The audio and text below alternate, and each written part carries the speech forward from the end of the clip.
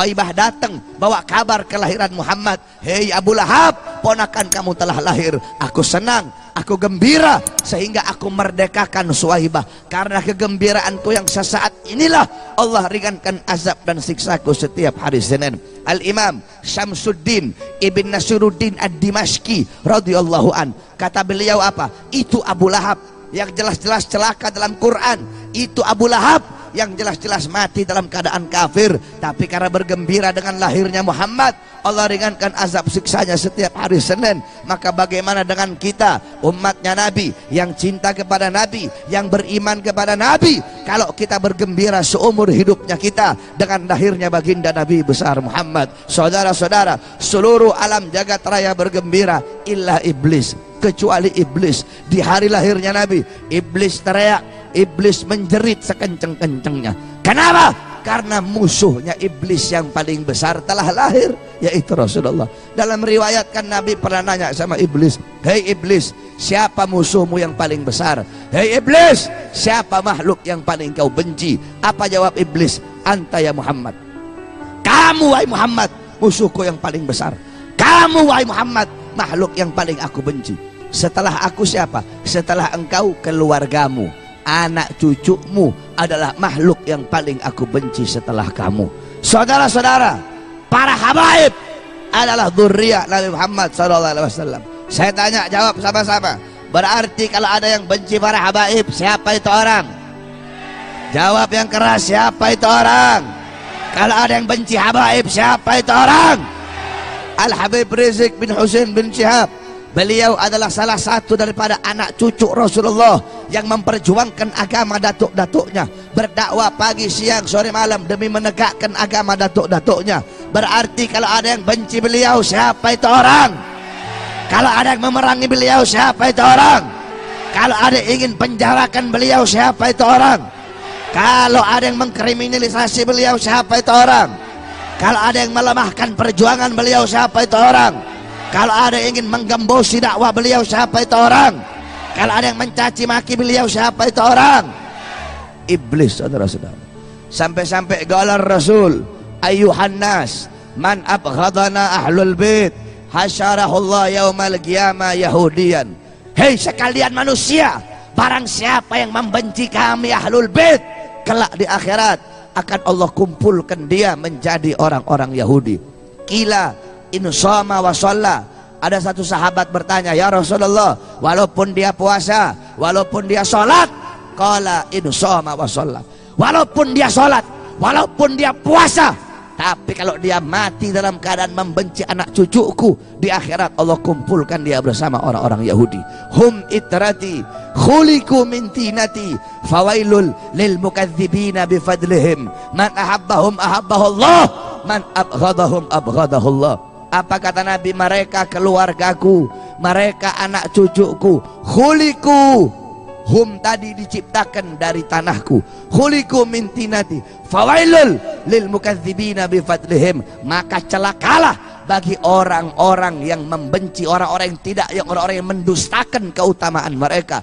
Man ahabbahum, man siapa orang, ahabbahum yang mencintai mereka, itrohku tadi, ahabbahullah, maka Allah akan mencintai itu man tadi.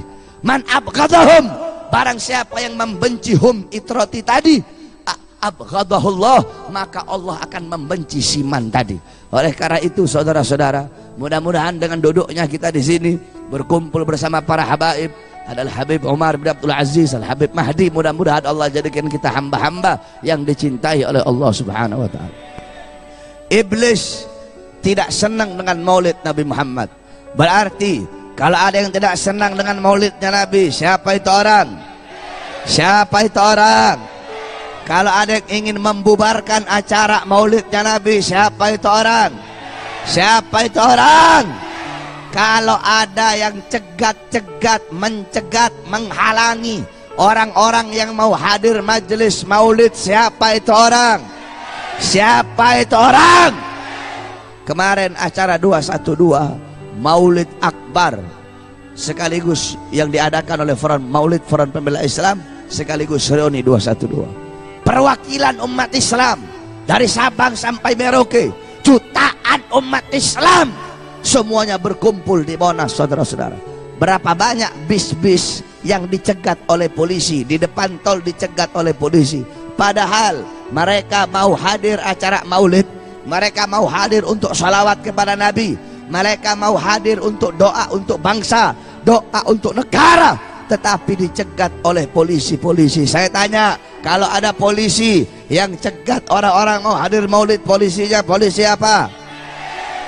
Kenapa kalau polisi iblisnya kecil banget? Jangan takut-takut kau. Kalau polisi cegat orang hadir maulid, polisinya polisi apa?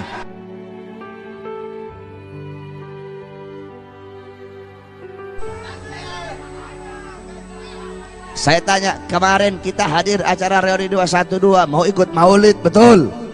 Kita mau sholawatan, betul? Mau bikin Rasulullah senang, betul? Kita bukan mau perang. Kenapa pakai dicegat-cegat? Saudara-saudara, demi Allah, tidak ada pun satu sosok, baik dari kalangan NU, baik dari kalangan Muhammadiyah, tidak ada satupun sosok yang bisa mempersaudarakan umat Islam di seluruh Indonesia. Kamu tahu kemarin 212, humul ladzina yunkirunal maulid hum yahduruna fil maulid. Mereka yang ingkar sama maulid, yang pakai celana cingkrang, jenggot 3 lembar, yang gak suka maulid, yang ngomong maulid bid'ah, yang ngomong maulid syirik, ingkar sama maulid, tetapi mereka ikut hadir, bahkan ikut mahalul qiyam. Sampai-sampai ada yang bisik ke saya, Bib, sengaja ini mahalul qiyam ditaruh di akhir, biar yang wahabi-wahabi ini ikut mahalul qiyam, biar yang wahabi ini ikut baca maulid. Siapa? Nggak ada satu sosok NU yang bisa bikin orang wahabi jadi cinta maulid, saudara-saudara. Tidak ada satupun sosok yang bisa mengumpulkan jutaan umat Islam, mempersaudarakan umat Islam, selain daripada sosok Al-Habib Rizik bin Hussein bin Syihab, saudara-saudara. Nah, makanya kan saya bilang, Habib Rizik bukan hanya miliknya FPI, betul? Habib Rizik adalah milik seluruh umat Islam Indonesia, betul? Maka kalau para polisi-polisi mau macam-macam dengan Habib, mau menangkap Habib Rizik, kalian tidak akan berhadapan dengan FPI saja, tapi kalian akan berhadapan dengan kami, umat Islam dan rakyat Indonesia, saudara-saudara. Allahu Akbar, Allahu Akbar. Sampai-sampai sering saya katakan, ente orang para polisi, jangan ente tangkap Habib. Al-muslimuna yahtajuna bih. Umat Islam butuh sama sosok Habib Rizik. Kalau kalian mau tangkap, jangan tangkap beliau. Kami demi Allah, kami para Habib-Habib muda, kami para Sayyid-Sayyid muda, kami para Ayib-Ayib muda di seluruh Indonesia, kami siap memenuhi penjara-penjara untuk menggantikan posisi Habib Rizik dalam penjara, saudara-saudara. Habib-Habib muda Palembang siap ganti Habib Rizik penjara. Siap Habib Ayib muda siap ganti Habib dalam penjara. Habib Mahdi siap, nggak kawin lagi nanti, Bib. Udah gitu banyak ustadz, banyak kiai ngomong Habib Rizik ngapain? Pergi penakut Habib Rizik itu. Kiai goblok. Kami ini habaib nggak ada rasa takut dalam diri kami, nggak ada. Iftah, ente buka, ente punya kitab, ente buka kitab ente lihat apa maknanya hijrah. Saudara-saudara, gal al-Imam As-Suyuti, al-hijrah intiqal an syai' ila syai'. Hijrah itu pindah dari satu tempat ke tempat yang lain, pindah dari sesuatu kepada sesuatu. Al-Imam Qurtubi gal al-hijrah intiqal min maudhi' ila maudhi' wa qasdu tarkil awal itharon lithani.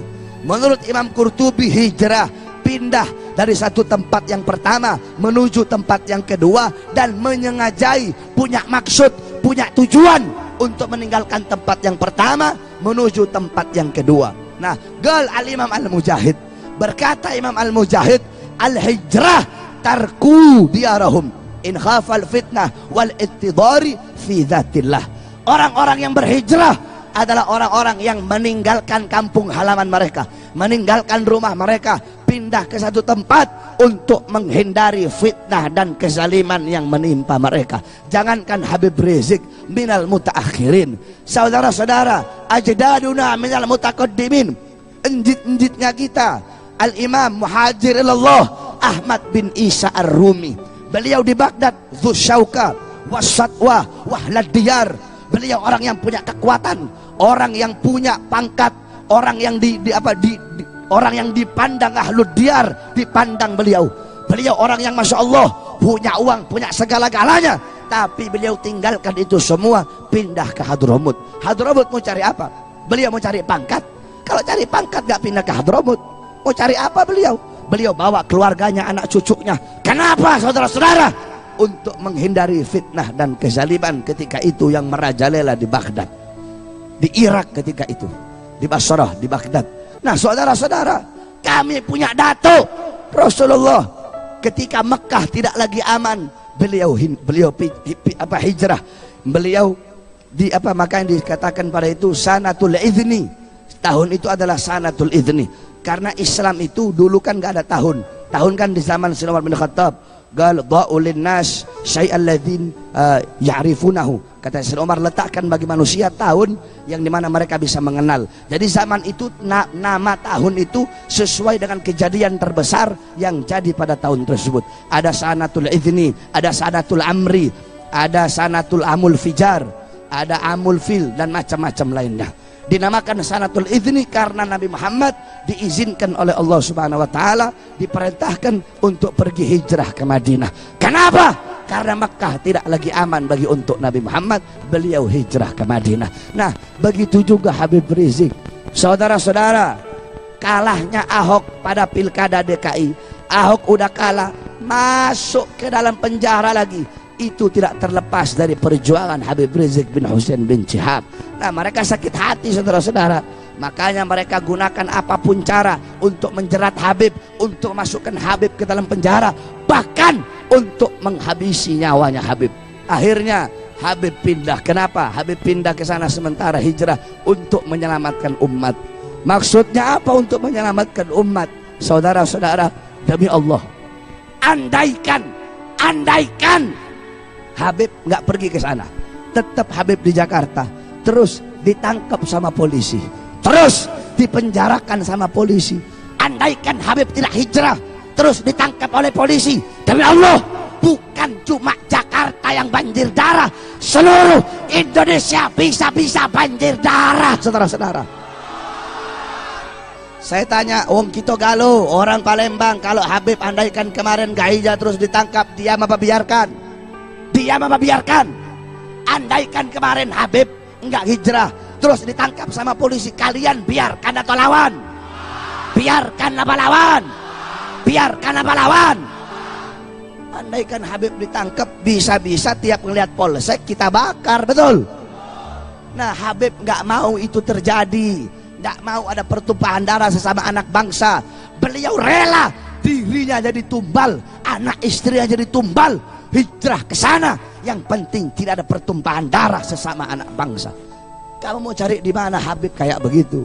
Makanya saya heran kalau ada satu Habib atau kiai atau habaib yang lain ngomong hadal Habib, hadal sayyid yukhalif an adatil jaddih. Ini Habib ini melanggar, ini Habib ini melanggar, berlainan dari jalan datuk-datuknya.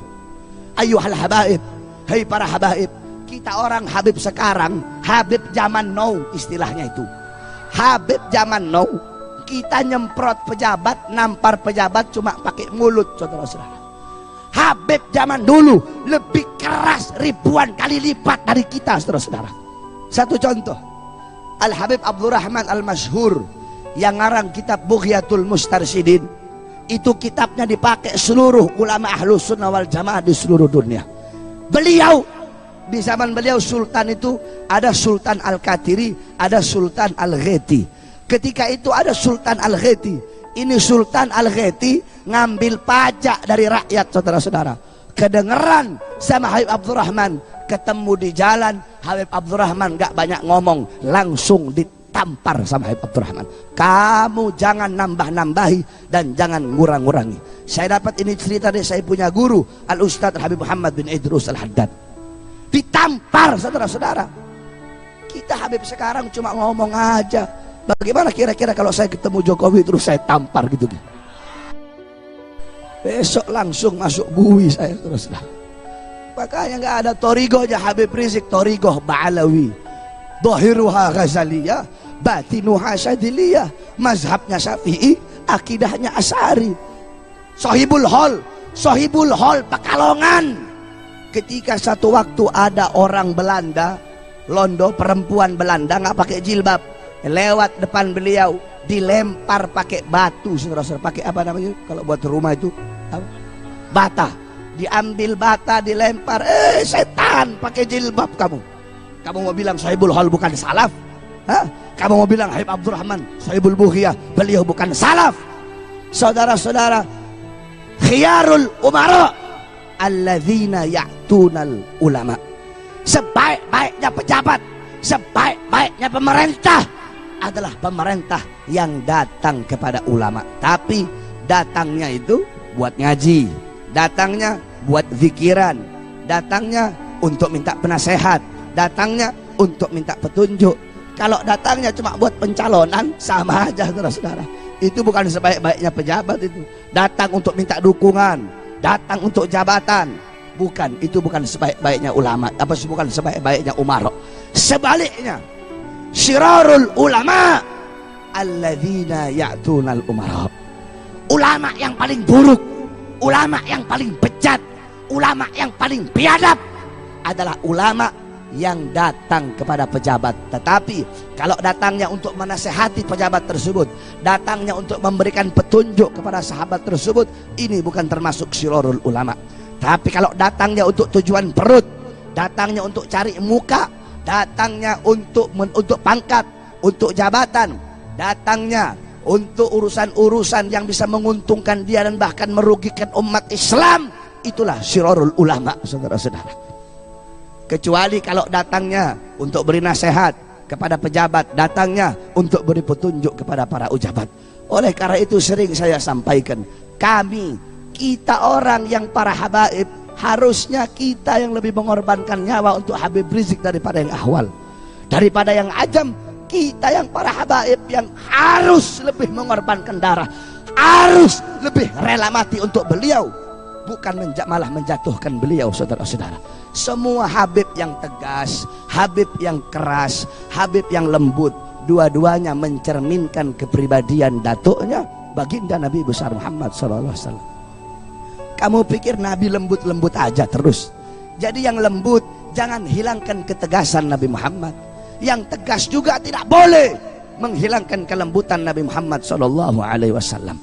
Nah, saudara-saudara, kalau memang ada satu ustadz kiai Habib ceramah depan pejabat, terus dia harusnya tawassut, berada di tengah. Kalau mau mentegur ulama-ulama yang tegas, harusnya tawassut, tegur juga hadapan-hadapan zolim, pejabat-pejabat zolim yang ada di hadapan kamu. Kalau mau tengah, nggak apa-apa dia memberi nasihat kepada ulama yang tegas, nggak boleh ngomong kasar, nggak boleh, tapi tegur juga itu ulama, itu pemerintah zolim yang selalu merugikan umat Islam. Jadi jangan malah nembakin habaib-habaib, nembakin ustadz, nembakin kiai yang tegas di hadapan mereka, para pejabat yang justru memusuhi para ulama-ulama yang tegas tersebut. Tetapi ala kulli hal, dua-duanya mencerminkan kepribadian datuknya. Yang lembut, Nabi Muhammad lembut. Yang tegas, Nabi Muhammad juga tegas. Oleh karena itu, kita yang jadi makmum ke Habib Rizik, tidak boleh kita mencela atau mencaci maki beliau-beliau para habaib yang lembut. Sebaliknya, yang ikut mutabiknya Habib-habib yang lembut, tidak boleh menghina kita atau menghina Habib Rizik yang dengan tegas, dengan hisbah amar ma'ruf dan nahi mungkarnya, saudara-saudara. Oleh karena itu, hadirin sekalian yang dimuliakan oleh Allah Subhanahu wa taala, saya wasiatkan khusus pada anak-anak muda, engkau pulang dari sini bawa akhlak Nabi Muhammad, bawa ilmunya Nabi, bawa adabnya Nabi. Tidak ada akhlak, tidak ada adab selain daripada adab Nabi Muhammad SAW. Kamu tahu Sayyidina Ali bin Abi Thalib gal, ta'addabtu bi adabin Nabi. Aku beradab dengan adab Rasulullah. Aku berakhlak dengan akhlaknya Rasulullah. Bagaimana akhlaknya Nabi? Bagaimana adabnya Sayyidina Ali bin Abi Thalib? Beliau dipukul oleh Ibn Muljam pakai pisau khanzar. Saudara-saudara, kalau kita dipukul pakai pedang, mungkin kita balas pukul itu orang pakai pedang. Sayyidina Ali dipukul pakai pedang, pakai pisau khanzar. Apa jawab beliau? Itu Ibn Muljam kasih minum dia karena dia dalam keadaan kehausan. Kasih Ibn Muljam makan sebagaimana makanan yang kalian berikan kepadaku. Kasih dia perlindungan sebagaimana perlindungan yang kalian berikan kepadaku. Lihat saudara-saudara, akhlaknya Sayyidina Ali itu. Nah, akhlak Sayyidina Ali akhlaknya siapa?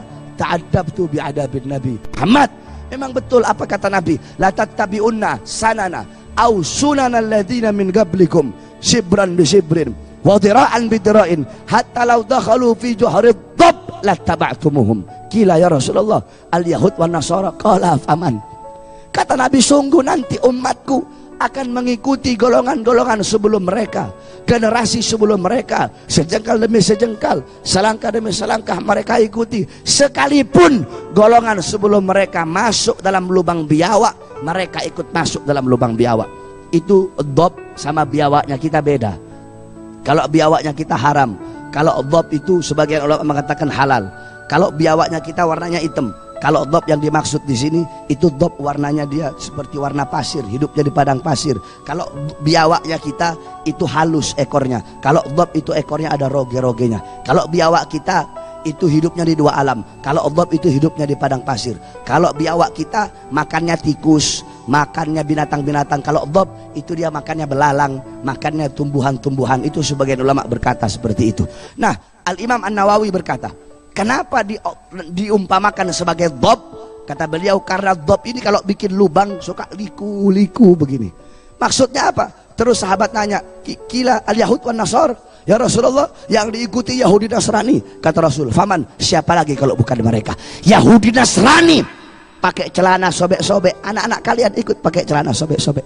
Yahudi Nasrani pakai rambut ngepang-ngepang, telinganya dibolong-bolongin, anak-anak kamu ikut. Wanita-wanita mereka telanjang, anak-anak kamu ikut telanjang. Makanya kalian sebagai umat Nabi, wahai anak-anak muda, jangan engkau malu dengan pakaian Nabi Muhammad SAW. Jangan engkau malu berpakaian. Orang-orang kafir, orang Kristen tidak malu dengan kekristenannya. Mereka pajang lebar-lebar kalung salibnya.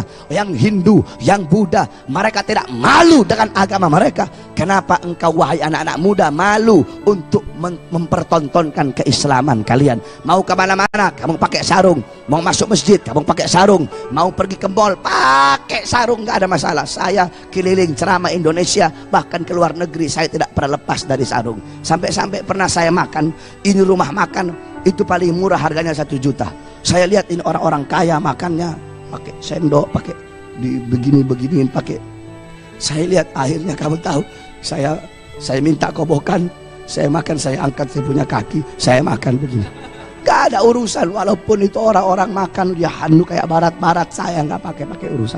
Ini akhlaknya Nabi, ini sunnahnya Nabi. Kenapa engkau harus malu dengan sunnah-sunnah Nabi Muhammad? Anak-anak di luar sana mereka tidak malu pakai pakaian musuhnya Nabi. Kenapa kau harus malu memakai pakaian Nabi Muhammad? Mereka anak-anak di luar sana rela mati, rela mengorbankan nyawa demi klub bolanya.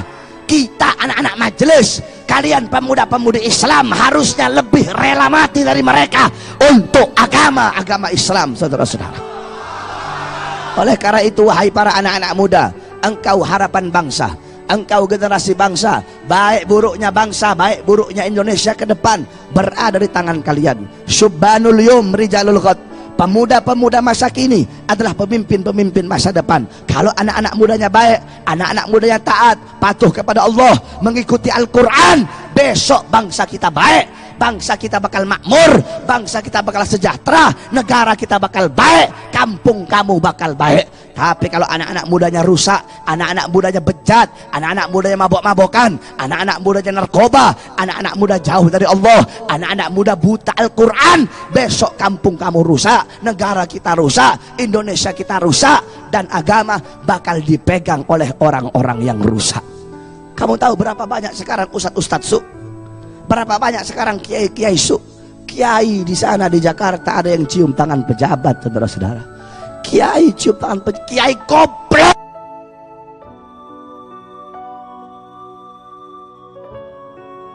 Anfusakum, kenali kamu punya diri, hei ulama.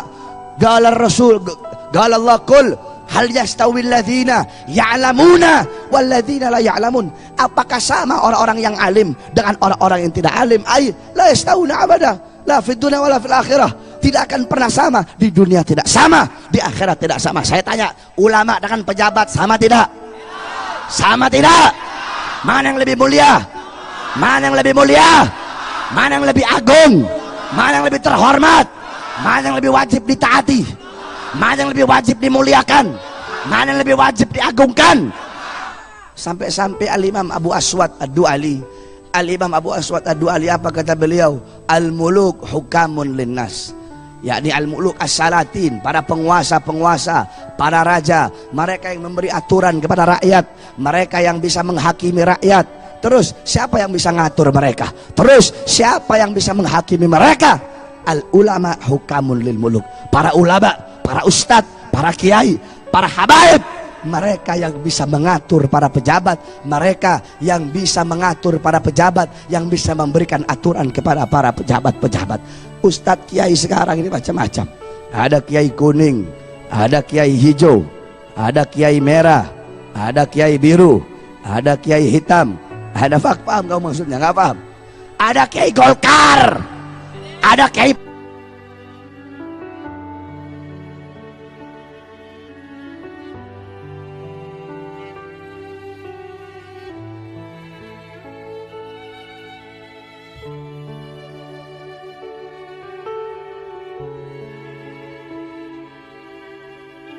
berantem, kiai sama kiai berantem, habib sama habib berantem.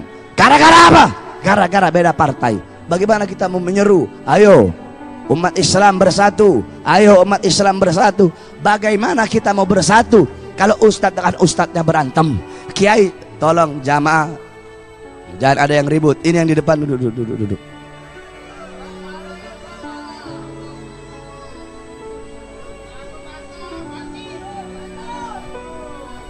Duduk. Yang masih berdiri duduk.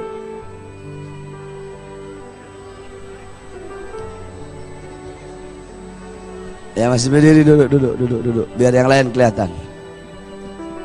Nah, saudara-saudara, ustadz dengan ustadz berantem, betul? Kiai dengan kiai berantem, betul? Habib dengan habib berantem, betul? Gara-gara urusan perut, saudara-saudara. Makanya Thauban, beliau pernah nanya kepada Rasulullah, ya Rasulullah, apakah aku termasuk bagian daripada ahlul bait? Apa kata Rasul?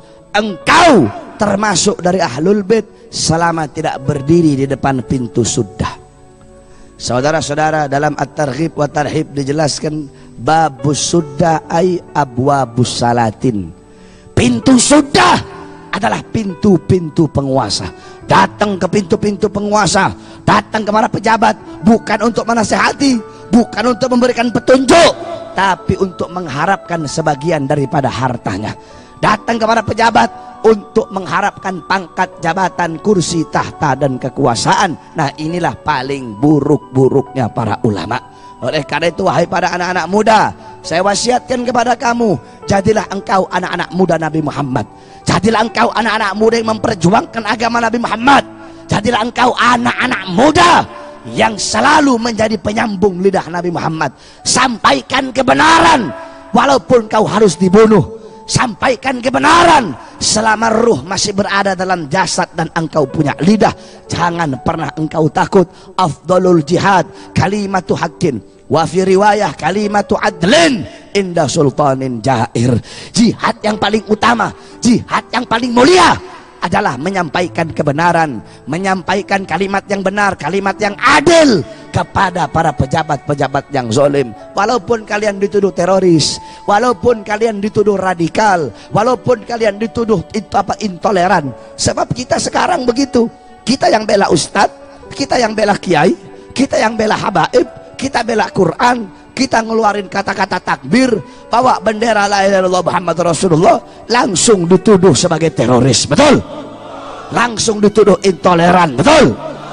Saudara-saudara, OPM, Organisasi Papua Merdeka, OPM punya senjata, punya bendera sendiri, mau keluar dari NKRI, mau berontak dari NKRI. Berapa banyak tentara yang mereka bunuh, berapa banyak polisi yang mereka bunuh, tapi mereka tidak disebut teroris. Oleh pemerintah Indonesia disebutnya apa? KKB. Apa itu KKB? Kelompok kriminal.